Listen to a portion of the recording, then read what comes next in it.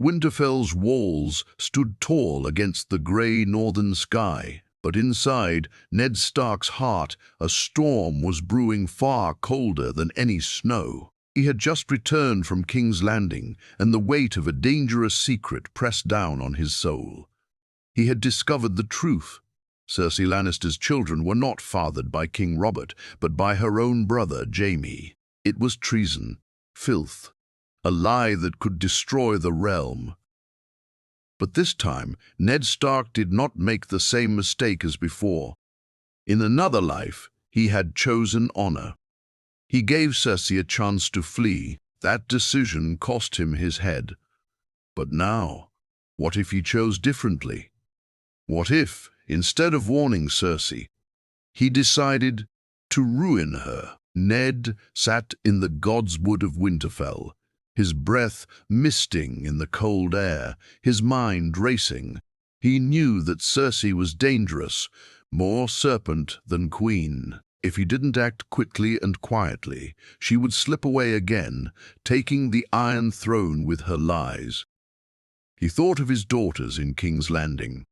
Sansa, soft and trusting. Arya, wild but still a child. He couldn't lose them, so he wrote a letter. Not to Cersei, not to Robert, but to Stannis Baratheon, Robert's true brother and heir. He told him everything, the children's hair, the whispers, the truth that the throne was ruled by bastards. He sent Maester Crescent to deliver it, knowing Stannis was the only man cold and stubborn enough to do what needed to be done. But that was just the beginning. He also sent another raven, one that would never fly in the old timeline. This one flew to Lysa Arryn in the Eyrie. He told her that Cersei had poisoned Jon Arryn, her husband. The lie had to be used as truth now, and Ned didn't care if it twisted the game. Lysa was mad, but madness could be useful if it turned against the right people. He moved carefully now, speaking little to the court, playing the loyal hand. Cersei noticed the change. She could feel it in her bones. The Northman was no longer just honorable, he was cold, calculating. She began to fear what he knew. When Robert left for his hunt, Ned made sure his wine was not sweetened with any poison. He even warned Renly in secret, "Watch your brother closely. Your enemies wear gold." Renly, young and ambitious, didn't trust Ned fully, but he listened.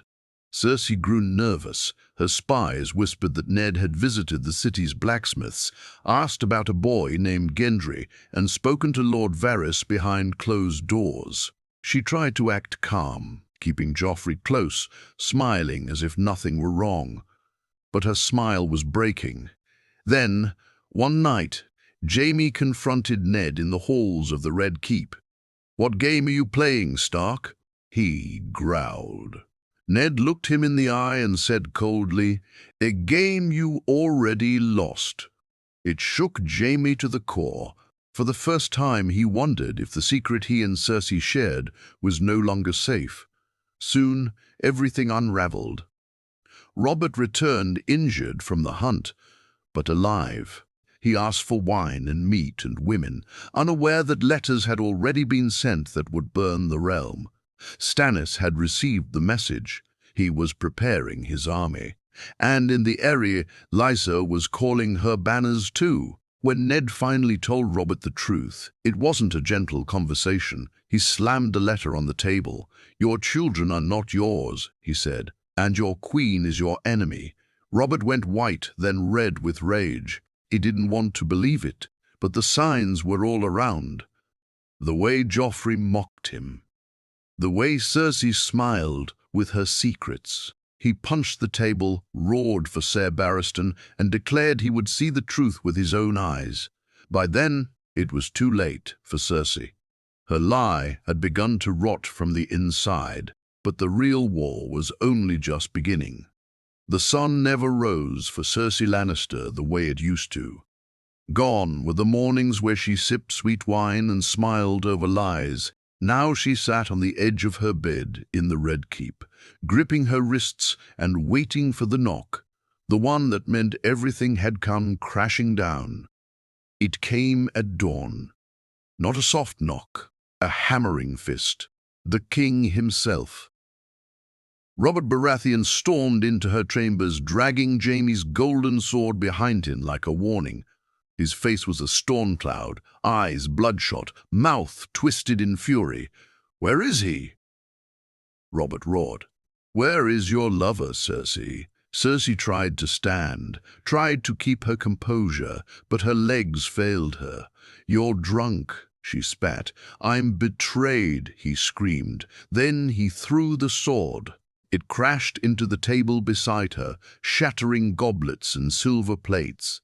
Behind him came Ned Stark, cold as winter, carrying a parchment, the proof written in names and bloodlines.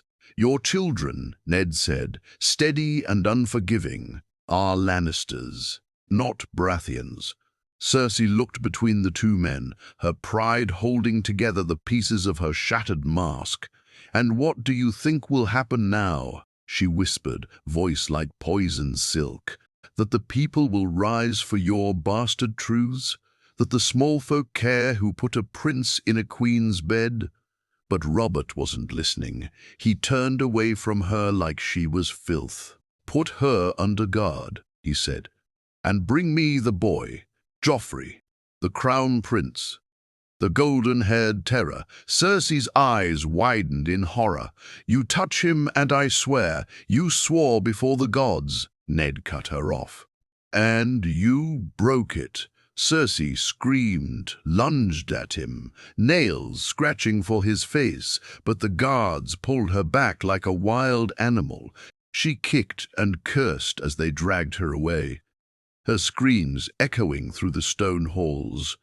But it wasn't over. Joffrey was found not in his room, but in the throne room, sitting in the iron chair, as if it were already his. When the doors slammed open and Robert walked in, Joffrey stood, confused, proud, unaware of the storm outside. "What is this, father?" Joffrey asked. Robert said nothing. Then Ned Stark stepped forward. "You are not his son," he said, "and you will not be king." Joffrey laughed, high-pitched and mad. "I am the king," he shouted. "You can't." But Sir Barristan Selmy, loyal to the true crown, stepped forward and took the boy by the arm. "You will come with me, my prince," he said. Joffrey's face cracked. "Mother! Girds!" No one came. The Lannisters' gold had bought silence for years, but now fear was stronger than coin.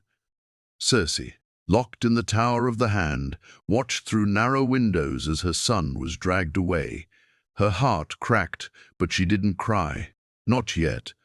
Tears were for the weak, and Cersei Lannister had never been that, but in the dark she whispered one name over and over. Tywin. She knew her father would not forgive this insult. Not the disgrace, not the imprisonment, not the public humiliation of a Lannister child in chains.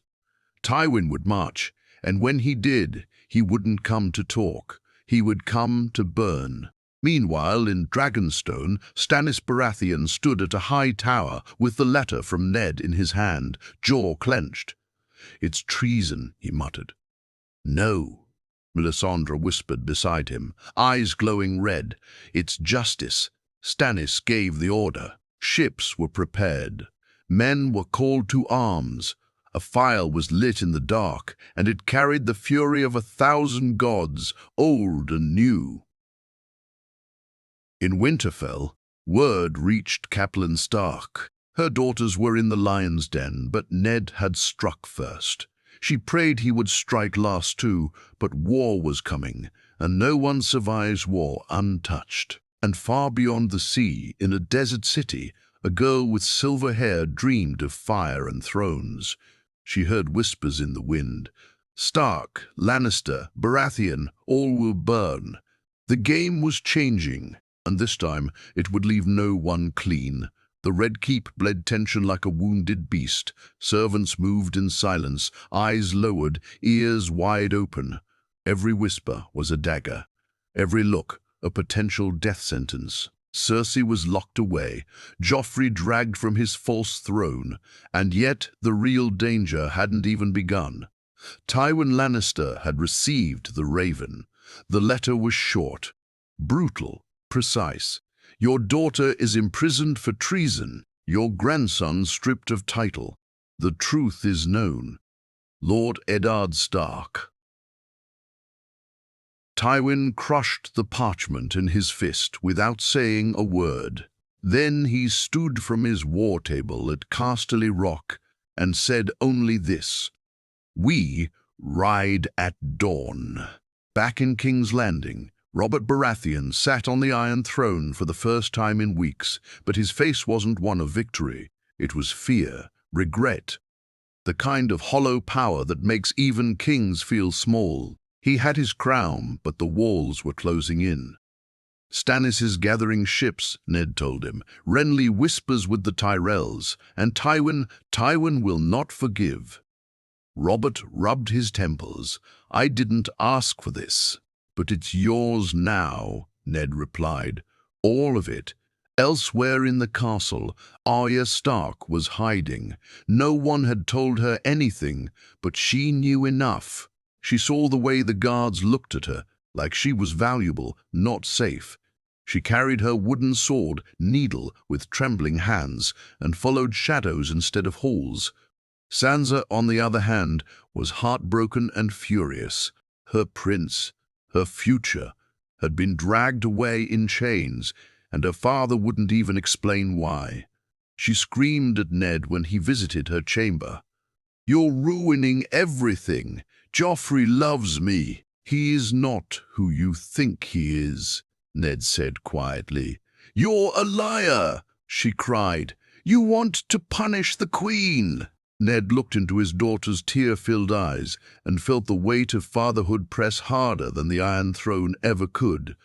"One day you'll understand," he said, "but by then it might be too late." And he was right, because the lion was already on the move. Tywin Lannister's army crossed the Riverlands like a red wave. Villages burned, banners fell. Lord Tully sent ravens, crying for help. But the north couldn't move fast enough, and the south was already boiling.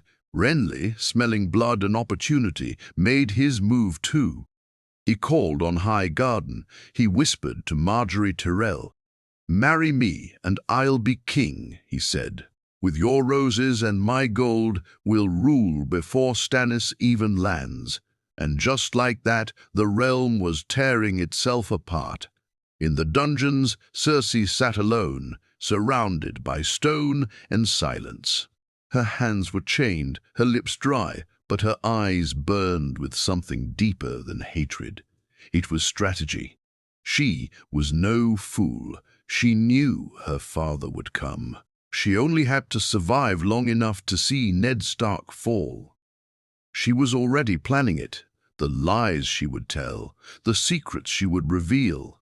She knew about Jon Snow. She knew things Ned didn't think she knew, and when the time came, she would spill it all, because Cersei Lannister didn't lose. She waited, and outside her cell, Varys watched. The spider moved like a ghost through the castle, whispering in both ears. One day he served the realm, the next he served himself. He came to Ned in the dead of night, robes whispering behind him. "You stirred a nest of vipers, Lord Stark. They needed to be stirred, perhaps. But do you know what happens when vipers are angry?" Ned didn't answer. "Blood," Varys whispered. "A lot of it." Outside the city, ships were spotted on the horizon. Stannis was coming, and he was not alone. His red priestess claimed the Lord of Light had chosen him. She spoke of fire and shadows, of kings burning. Inside the walls, the people were afraid. First the queen imprisoned, then the prince.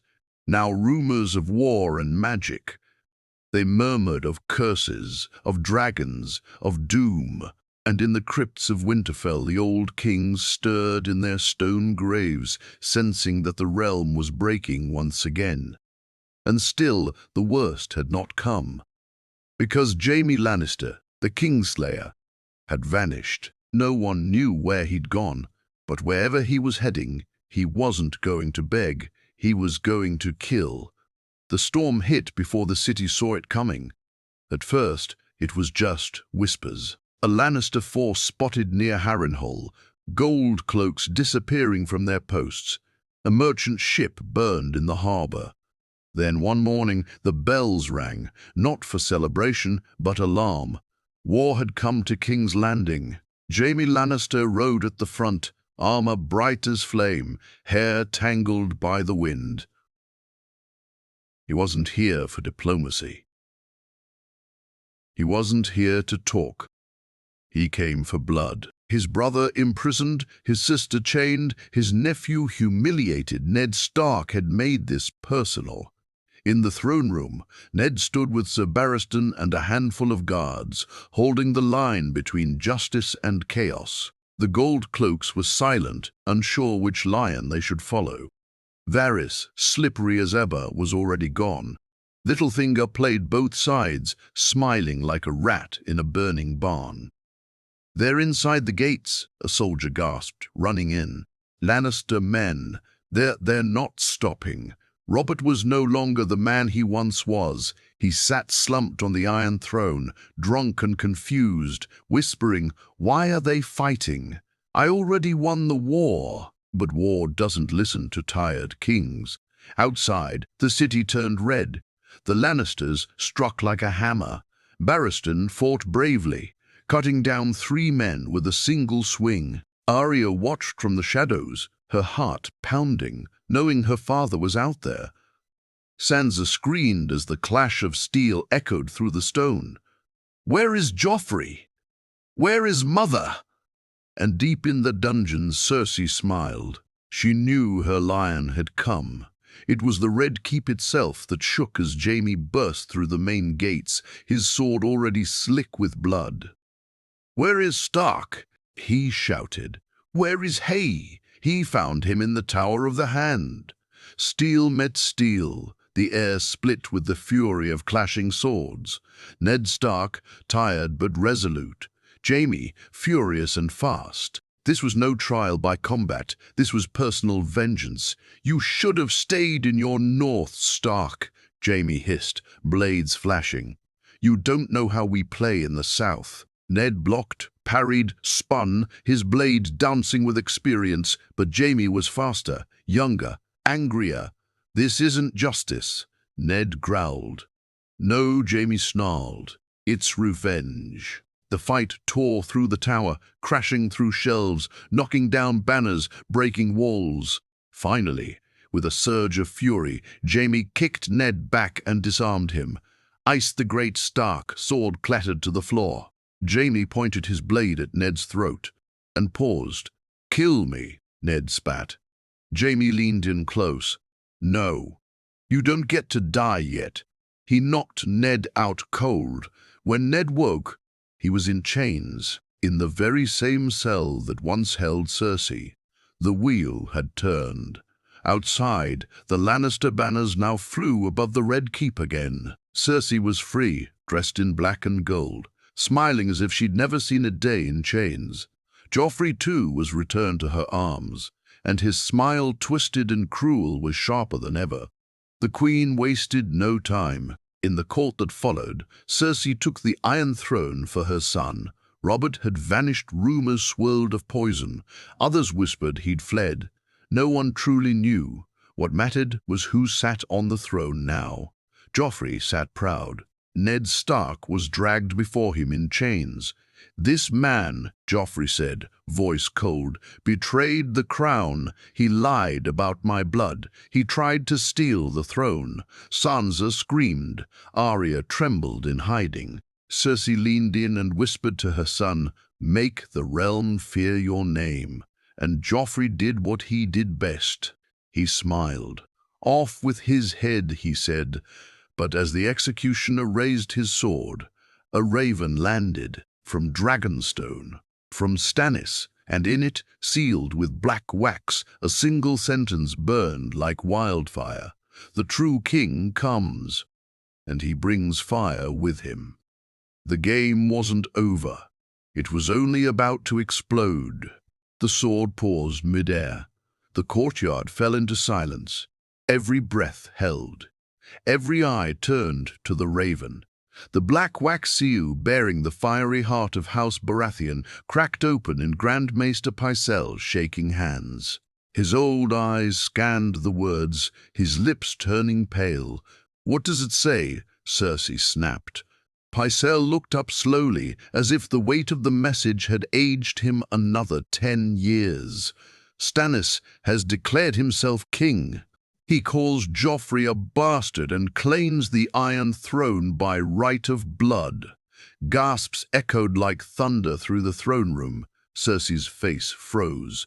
But Joffrey, ever the child playing king, slammed his hand down on the armrest. "He dares! I am the king!" But even his voice cracked, because outside, war horns began to blow. The sea beyond Blackwater Bay shimmered with fire. Ships, dozens of them, cut through the waves like wolves. The stag banners of House Baratheon flapped against the wind, and at the front of the largest vessel stood Stannis himself, armor dark, jaw clenched, fire in his eyes. Beside him stood the Red Woman, Melisandre, her crimson robes dancing with the wind, her lips moving in a foreign tongue. In her hand a torch, and on the deck behind her a great pyre of wood soaked in oil. They were not just coming to claim the throne, they were coming to cleanse it. Back inside the Red Keep, chaos bloomed. Joffrey shrieked for Sir Meryn Trant. "Kill the raven! Kill them all!" Cersei whispered furiously to Jaime. "We must send ravens to father, to Tywin." "We're not ready. We don't have time," Jaime hissed. "They're already at the gates." And Ned Stark, still in chains, smiled for the first time in weeks. Because the lion had roared too loud, too early. The city was divided. The people didn't trust the Lannisters anymore. Cersei's lies were leaking like wine from a cracked cask. The small folk whispered about bastards on the throne, queens in chains, and kings who hid behind mothers. And now Stannis came with fire. In the streets, riots exploded. Shops were looted, gold cloaks abandoned their posts, and hungry peasants screamed, "Stannis is the true king!" The castle shook again, this time from within. Arya Stark, hidden in the walls, followed the chaos like a shadow. She had slipped past the guards, crept down into the dungeons, and now, with shaking hands, she stood before her father's cell. "Ned Stark," whispered the voice behind her. It was Varys. Arya spun, holding her tiny sword. Varys raised his hands. "You want your father free," he said. "So do I." Moments later, the lock clicked open. Ned, broken but breathing, saw his daughter and felt his knees weaken. "Arya, no time, father," she whispered. "We have to go, now." And as wildfire blazed in the bay and the bells screamed of war, Ned Stark vanished into the tunnels beneath the Red Keep, alive but hunted. Outside the city walls, Stannis stood before the great pyre. Melisandre held the torch high. "For the night is dark and full of terrors," she whispered. She lit the fire. The prisoner tied to the stake screamed, a traitor who had once sworn loyalty to Renly. The flames rose like a beast, smoke darkening the sky. Stannis stared at the Red Keep in the distance, unmoved. "By morning," he said, "we take the city." Melisandre's eyes gleamed with firelight. "And the false king will burn." In her chambers, Cersei poured herself wine with shaking hands. Her son was ranting in the throne room. Jaime was preparing for siege. The people hated her. The crown felt like it weighed 1,000 tons. And somewhere beneath the city, Ned Stark was loose. Her lie was unraveling. But Cersei Lannister had not survived this long by fearing war. She stared into the flames and made her decision. "If this city must burn," she whispered, "let it burn with them in it." Then she turned to her maids. Fetch me the wildfire. The end wasn't near. It had already begun. The night before the siege felt like the breath held before a scream. Inside the Red Keep, Cersei stood over a map of King's Landing. Candles flickered, casting long shadows over her face as she circled points on the parchment.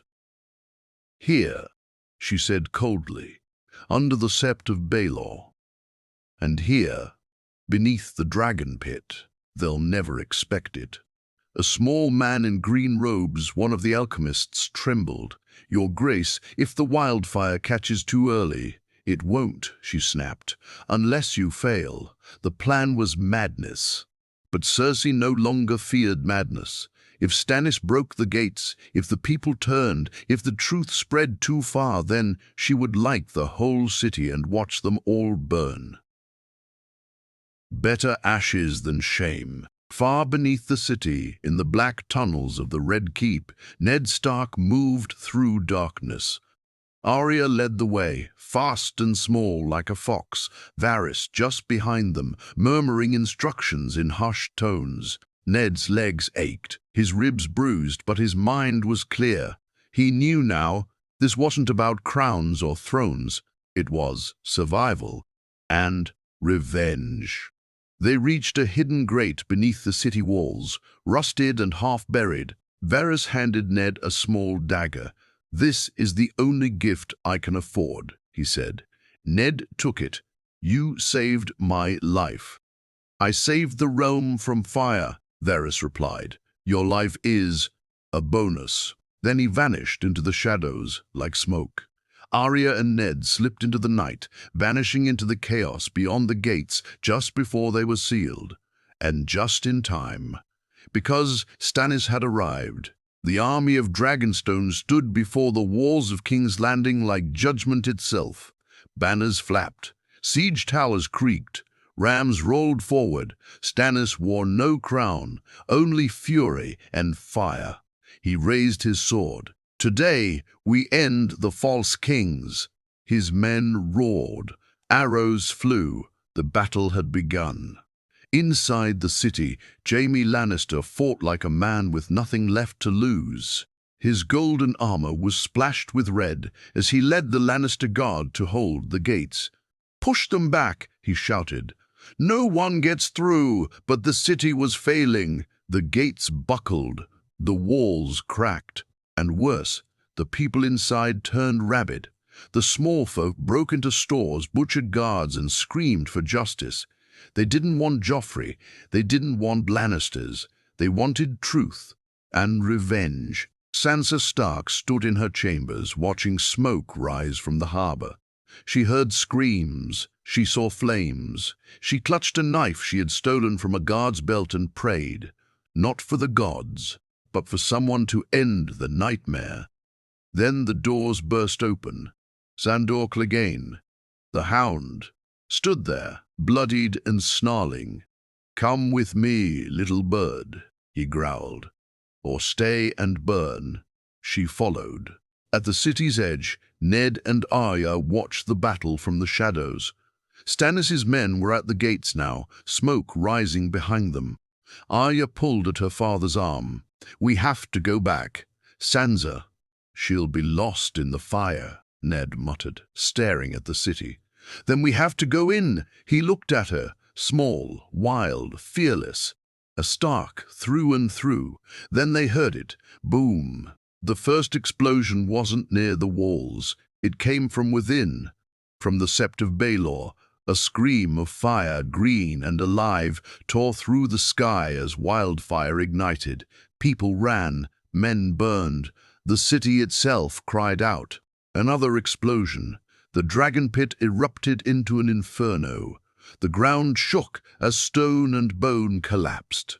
Cersei stood in her chambers, sipping wine, smiling faintly as the world outside burned. "If I must lose," she whispered, "then let the whole world lose with me." But even wildfire doesn't burn with mercy. One of the alchemists came running. "The fire, it spread. The tunnels. Your Grace, it's under the Red Keep." The smile vanished. Outside, Stannis watched the city catch fire. He didn't flinch. He ordered the men forward. "The false queen burns herself," he said. "Let her." But deep in the burning city, chaos ruled. Arya ran back into the streets, ignoring Ned's shouts. Flames danced across rooftops. Bodies lay in alleys. She had to find Sansa. She had to. And from the Blackwater Bay, a new fleet appeared. Unmarked ships, black sails, no banners, and dragons, real or whispered, were said to fly in the smoke. Daenerys Targaryen had heard the whispers from across the sea, and she was coming, not for justice, but for vengeance.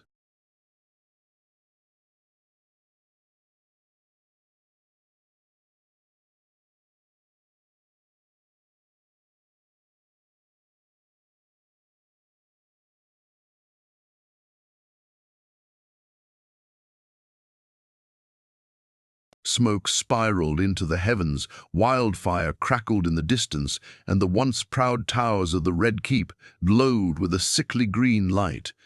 The people screamed, not for kings, not for gods, but for mercy, and mercy was nowhere in sight. Arya darted through the chaos like a shadow, lungs burning, feet raw. Every corner she turned was a new nightmare, a woman crushed by stone, a child screaming for a mother who would never come, a knight hacking down civilians just to clear a path. But she didn't stop. She had to find Sansa. She found her near the gates of Maegor's Holdfast, being pulled by Sandor Clegane through a crowd of panicking courtiers.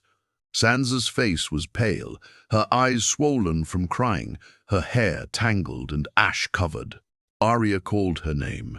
"Sansa!" The hound turned first, sword drawn.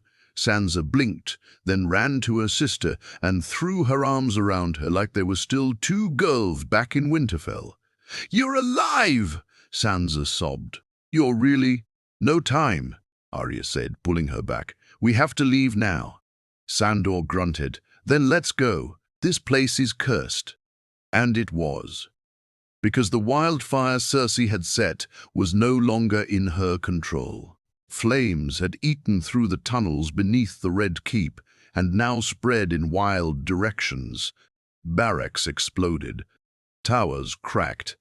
Soldiers fled. Screams of men and horses mixed with the roar of chaos. High above it all, Cersei stood on the balcony of the Tower of the Hand, wine in one hand, Joffrey trembling at her side, his crown tilted on his sweat-drenched hair. "Mother," he whimpered, "the fire's getting closer." Cersei didn't answer. Jaime burst in moments later, his armor scorched, face blackened with soot. "You lit it. You fool, you lit all of it." "I ended the war," she said, voice cold. "Better ashes than surrender." "You ended the city," Jaime barked. "You're going to kill us all." Cersei looked at her brother, the only man who ever understood her. "Then die with me." But Jaime wasn't listening. He grabbed Joffrey and pulled him back. "You're done, Cersei. I'm saving the boy." She screamed after him, her voice breaking. "He's not a boy. He's a king."